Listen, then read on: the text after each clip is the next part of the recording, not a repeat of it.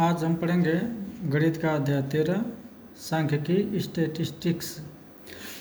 Statistics में जो औसत जो होता है, प्राइमरी स्तर पे पढ़े थे कि औसत और कुल प्रेक्षणों का योग बटा कुल प्रेक्षणों की संख्या। इसी को हम जो है कि ऐसे लिखते थे, औसत बराबर कुल वस्तुओं का योग बटा कुल वस्तुओं की संख्या, या इसे ही हम लोग अब समांतर माध्य के नाम से जानेंगे। समांतर माध्य द्वारा होता है कुल प्रेक्षणों का योग बटा कुल प्रेक्षणों की संख्या, यही सूत्र होता है। लेकिन अब इस हाई स्कूल में हम लोग क्लास 10th में वर्गीकृत आंकड़ों के माध्यम से समांतर माध्य निकालना पड़ेंगे। यदि प्रेक्षणों x1, x2, x3 dot dot dot xn की बारंबारताएं क्रमशः f1, f2, f3 dot dot fn हो, तो इसका मतलब है कि प्रेक्षण प्रेक्षण x1 f1 बार, प्रेक्षण x2 f2 बार आता है। इसी का प्रेक्षण x3 f3 बार आता है। इस प्रेक्षणों को हम निम्न सारणी द्वारा भी समझ सकते हैं, जैसे यह प्रेक्षण लिख लिया गया, बारंबारता लिख लिया गया और दोनों का आपस में गुणा कर लिया गया। प्रेक्षण x1 जो है कि f1 बार सम्मिलित है, प्रेक्षण x2 f2 बार सम्मिलित है, प्रेक्षण x3 f3 बार सम्मिलित है, प्रेक्षण x4 f4 बार सम्मिलित है। अब इन दोनों का आपस में गुणा कर लेते हैं, मतलब इन दोनों का, और इसको जोड़ते हैं, फिर इसको जोड़ते हैं। इसके योग को सिग्मा f कहते हैं और इसके योग को सिग्मा fx कहते हैं। सिग्मा f यानी f1 plus f2 plus f3 plus f4 को जोड़ लेते हैं और सिग्मा fx जोड़ते हैं f1 x1 plus f2 x2 plus f3 x3 dot dot dot, इस तरह से fn xn। तब समांतर माध्य का जो होता है वो हो जाता है f1 x1 plus f2 x2 plus f3 x3 dot dot dot fn xn बटा f1 plus f2 plus f3 plus dot dot dot fn। इसको सूत्र किसे योग के रूप में लिखेंगे, सिग्मा fx बटा सिग्मा f। सिग्मा जो होता है योग को दर्शाता है। जैसे उदाहरण के माध्यम से अब क्लियर हो जाएगा। यदि किसी स्कूल की कक्षा 10 के 30 विद्यार्थियों द्वारा गणित के एक पेपर में प्राप्त किए गए अंक नीचे सारणी में दिए गए हैं, इन विद्यार्थियों द्वारा प्राप्त अंकों का माध्य ज्ञात कीजिए। इसमें इस सवाल में को समांतर माध्य ही निकालना है। जैसे प्राप्तांक हो गया, विद्यार्थियों की संख्या हो गई, प्राप्तांक हो गया यानी 10 अंक प्राप्त करने वाला सिर्फ एक विद्यार्थी है, 20 अंक प्राप्त करने वाला सिर्फ एक विद्यार्थी है, 36 अंक प्राप्त करने वाले 3 विद्यार्थी हैं, 40 अंक प्राप्त करने वाले 4 विद्यार्थी हैं और 50 अंक प्राप्त करने वाले 3 विद्यार्थी हैं, 56 अंक प्राप्त करने वाले 2 विद्यार्थी हैं, 60 अंक प्राप्त करने वाले 40 विद्यार्थी हैं, 70 अंक प्राप्त करने वाले 4 विद्यार्थी हैं, 72 अंक प्राप्त करने वाले 1 विद्यार्थी, 80 अंक प्राप्त करने वाला 1 विद्यार्थी, 88 अंक प्राप्त करने वाला 2 विद्यार्थी, 92 अंक प्राप्त करने वाला 3 विद्यार्थी और 95 अंक प्राप्त करने वाला सिर्फ 1 विद्यार्थी है। और टोटल विद्यार्थियों की अंकों की संख्या हम लोग ज्ञात करते हैं पहले। तो टोटल विद्यार्थियों की जो संख्या होगी, एक विद्यार्थी 10 में 1 गुणा कर देंगे, एक विद्यार्थी 20 अंक पाने वाला है तो उसमें भी 1 का गुणा करें तो 20 तो 36 गुणा 3 में करेंगे, इतना हो जाएगा। 40 अंक प्राप्त करने वाले 4 विद्यार्थी है तो उसका गुणा, सबका गुणा करके फिर से इसका योग करते हैं सिग्मा fx, इसको योग करते हैं सिग्मा f। ये होता है समांतर माध्य, यानी सिग्मा fx बटा सिग्मा f। इसका यानी इसमें सिग्मा fx का मान है 1779 और सिग्मा f का मान है 30। तो 1779 में 30 का भाग दे देंगे तो 59.3 आ जाता है। इसका समांतर माध्य इतना हो जाएगा, यानी प्रत्येक विद्यार्थियों द्वारा जो अर्जित अंक होगा औसत, वह 59.3 माना जाएगा। अब आता है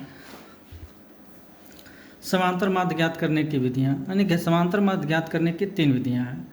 पहला है प्रत्यक्ष विधि, जिसे डायरेक्ट मेथड कहते हैं। दूसरा कल्पित माध्य विधि, एज्यूम्ड मीन मेथड।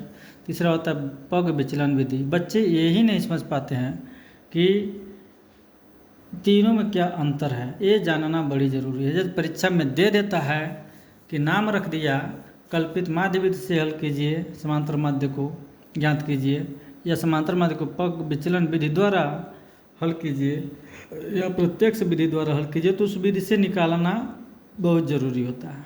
यदि हम दिया है कल्पित माध्य विधि, हम पग विचलन विधि से निकाल देंगे तो हमारा सवाल गलत हो जाएगा, पूरा मेहनत बेकार हो जाएगा। प्रत्यक्ष विधि से निकाल देंगे तो भी बेकार हो जाएगा। हमको कल्पित माध्य विधि से दिया है तो कल्पित माध्य विधि से ही निकालेंगे, पग विचलन विधि से नहीं निकालेंगे। प्रत्यक्ष विधि से दिया है तो इन दोनों विधि का यूज नहीं करेंगे। मतलब जो दिया हो रहेगा उसी का ही प्रयोग करेंगे समांतर माध्य के लिए, दूसरे का प्रयोग नहीं करेंगे। यदि नाम नहीं रखा है किसी विधि का, किस विधि द्वारा हल कीजिए, तो कोई भी विधि द्वारा समांतर माध्य हम ज्ञात कर सकते हैं। तो प्रत्यक्ष विधि के प्रयोग से जो सूत्र होता है यक्स पे बार बराबर होता है सिग्मा एफ एक्स बटा सिग्मा, जिसके पहले जो हम लोग सवाल हल किए हैं वह प्रत्यक्ष विधि है। जो पहले हम जो सवाल हल किए हैं ये वाला विद्यार्थी वाला कक्षा 10 के, तो हम प्रत्यक्ष विधि ही इसको कहेंगे। दूसरी विधि जो होती है वह होती है कल्पित माध्य विधि। कल्पित माध्य विधि समांतर ज्ञात करने के एक कल्पित माध्य मान लिया जाता है, आगे बताएंगे आप लोगों को। ए प्लस सिग्मा एफ डी बटा सिग्मा एफ, और तीसरा होता है पग विचलन विधि। इसका सूत्र होता है ए प्लस सिग्मा एफ यू बटा सिग्मा एफ इंटू एच, जहाँ इसका जो सूत्र होता है वह होता है पग विचलन विधि का समांतर माध्य ए प्लस सिग्मा एफ यू बटा सिग्मा एफ गुणे एच, जहाँ ए कल्पित माध्य है, एफ आवृत्ति फ्रीक्वेंसीज है, एच बारंबार वर्गांतर की चौड़ाई। वर्गांतर की चौड़ाई का मतलब ये होगा इस तरह से जो सारणी दे देगा, इस जो सारणी देगा तो इसमें ये है अंतर कितने का सब में कितने का अंतर आ रहा है, सब में कितने का अंतर है 10 का। 25 में से 15 जाएगा 10, 35 में से 25 जाएगा 10, 45 में से 35 जाएगा 10। यही है वर्गांतर की चौड़ाई, इसको यस से व्यक्त करेंगे। आगे हम इन दोनों विधि में इस विधि में प्रयोग करेंगे, हम लोग पग विचलन विधि में इसका यूज करेंगे। अब देखिए आगे देखते हैं, ये हो गया। अब यह एक सवाल आ गया प्रत्यक्ष विधि से हल करने के लिए, हम लोग और एग्जाम्पल समझते हैं। एक एग्जाम्पल दिया गया है, नीचे दी हुई सारणी भारत के विभिन्न राज्यों एवं संघीय क्षेत्रों के ग्रामीण क्षेत्रों के प्राथमिक विद्यालयों में महिला शिक्षकों के प्रतिशत बंटन को दर्शाती है। इस अनुच्छेद में चर्चित तीनों विधियों से महिला शिक्षकों का माध्य प्रतिशत ज्ञात कीजिए। फिलहाल हम अभी एक विधि यहाँ पे बताएंगे और बाकी विधि कल बताएंगे, 2 विधियाँ।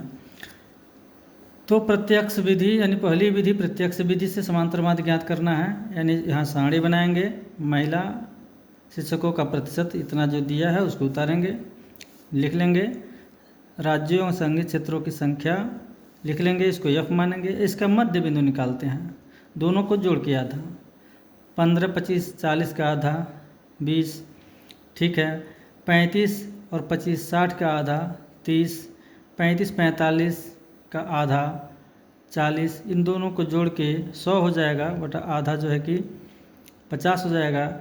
इन दोनों को जोड़ेंगे उसका आधा करेंगे 60 हो जाएगा, इन दोनों को जोड़ेंगे उसका आधा करेंगे 70 हो जाएगा, इन दोनों को जोड़ेंगे 160 आएगा, उसका आधा 80 हो जाएगा।